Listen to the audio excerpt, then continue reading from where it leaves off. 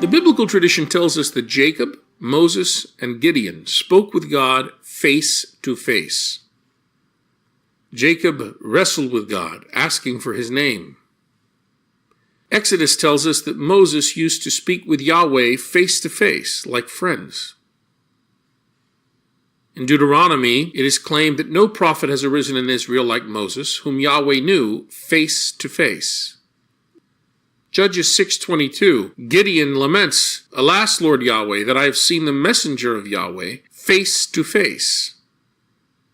Indeed, the Israelite people communicated with God face to face. Deuteronomy chapter 5, verse 4, "Face to face, Yahweh spoke with you," Hebrew plural, "on the mountain from the midst of the fire."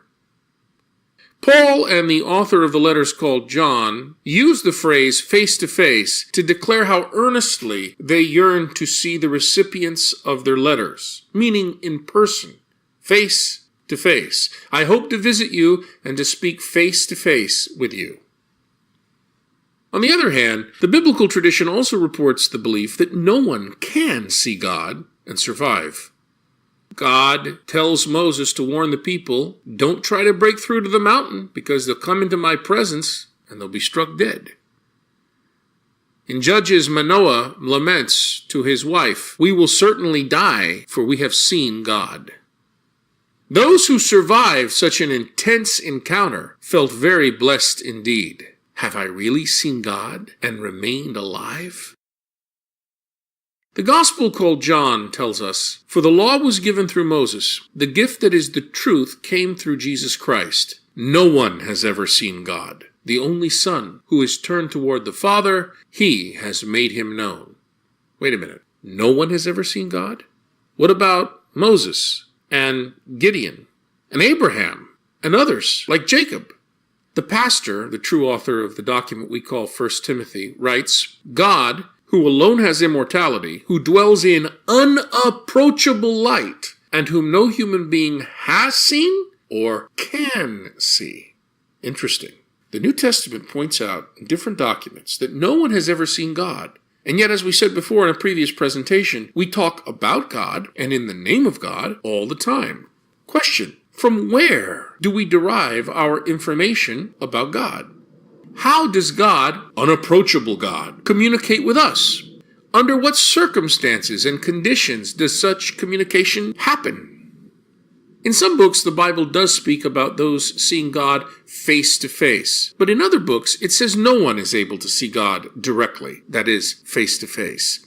What are we to make of these apparently conflicting reports? Speaking with God face to face and seeing God, common expression for Israelite pilgrimage to the temple, are concrete verbal expressions of an intense human experience of God. We can deduce this from the nature of personal face-to-face encounters in Middle Eastern culture. The meeting is indeed intense. Face to face, face to face, face to face, intense, unforgettable, impactful. Very different than our comfort zones in the Western world. People in Mediterranean cultures are comfortable standing really close, while people in Western culture tend to keep a space of 12 to 16 inches between each other. Moreover, in our Western world, people do not touch each other as spontaneously or readily as do people in the Mediterranean. It's not comfortable for us to do that. On elevators, we Westerners attempt to shrink into ourselves to avoid touching others. Same thing on public transportation. So it may be difficult to understand this face-to-face thing in the Bible. In a face-to-face encounter, Middle Easterners stand 6 to 8 inches apart, the normal parameter of personal space. Persons want to experience the breath of the conversation partner, the God-given breath by which a person has life. Hey, God breathed up your nose. I want to breathe that breath of life too. 6 to 8 inches, please. To withdraw that by standing further apart than 6 to 8 inches would be shameful, insulting. The degree of emotional exchange in this encounter, accompanied by frequent touching, is similarly intense. To transpose this total human experience to an encounter with God certainly increases its level of intensity. Whatever seeing God face to face means, it has to be a human peak experience, which can never last that long, because it would be more than a human person could endure and survive. Therefore, to experience God this intensely and survive is wondrous indeed. Isaiah the prophet survived what he experienced as a cauterization of his lips with a burning coal. He's in the presence of Yahweh's temple and declares himself a man of unclean lips and laments that he's going to die.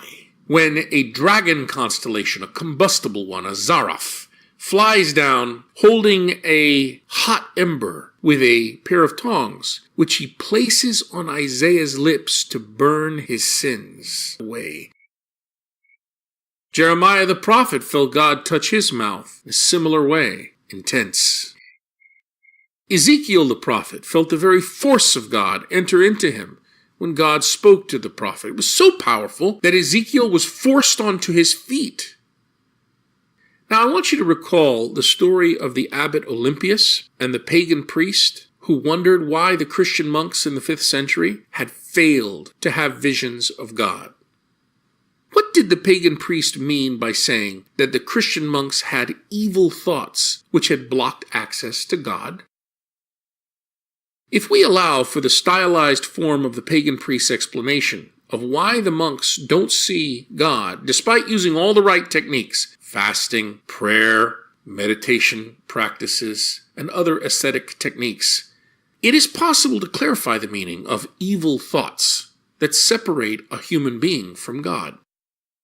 Modern researchers into human consciousness point out that the body is our common human biological heritage.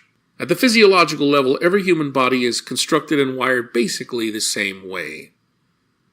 While medical students continue to study the various systems in the human body separately, research indicates that these systems actually communicate with each other in ways we never realized before. Human consciousness also seems to have physiological underpinnings. Changes in levels of consciousness register differently on machines designed to test this. Thus, if the human organism is not malformed or damaged, it has an incredible physiological basis for experiencing various states of consciousness. To phrase it otherwise, the human person is capable of experiencing its creator in the very fiber of the human body, whether in emotions or in awareness. Jacob was physically exhausted after encountering God. He felt as if he had wrestled God all night long. Research indicates that as many as 90% of people on earth use the biological basis for experiencing God or transcendence or holy and absolute mystery regularly, routinely, spontaneously. They embrace the ability to live life intensely, to plunge without restraint into the total lived experience that opens human consciousness into its deepest levels. And the other 10%, people like us, well, we are hindered by evil thoughts. Contemporary Westerners, that is to say post-industrial Western people, devotees of modern science, have developed a meta-self, a critical observer who monitors and comments on lived experience. This meta-self is a slave master. It will not allow complete abandon. It forbids and prevents yielding of control, total absorption in lived and unmediated experience, which is the essence of highly focused levels of consciousness through which God, holy and absolute mystery, seems to communicate most often to human beings. To use the words of the pagan priest, these scientific convictions are evil thoughts, which hinder people from encountering God. Perhaps it was not very much different with the ancients. When Samuel was ministering under Eli, the sacred author comments, the word of Yahweh was rare in those days. There was no frequent vision. Question: why did the priest Eli not receive a word from God? Eli's sons were worthless men who'd mistreated those who came to offer sacrifice, particularly the poor. Eli learned about it and scolded them, but they would not listen to him. This suggests that Eli did not raise his sons properly in Mediterranean Middle Eastern fashion, because it is the Middle Eastern patriarch's cultural task to make sure that he can impose his will on his sons and assure unswerving loyalty to himself. Eli's obvious failure as a Mediterranean Middle Eastern father makes it very plausible that obsession with his son's misconduct made it difficult for Eli to be open to communication from the Lord. While it is important to recognize that the initiative of such communication via trance states lies with God, the petitioner must also be prepared for and open to the encounter, not blocked by evil thoughts.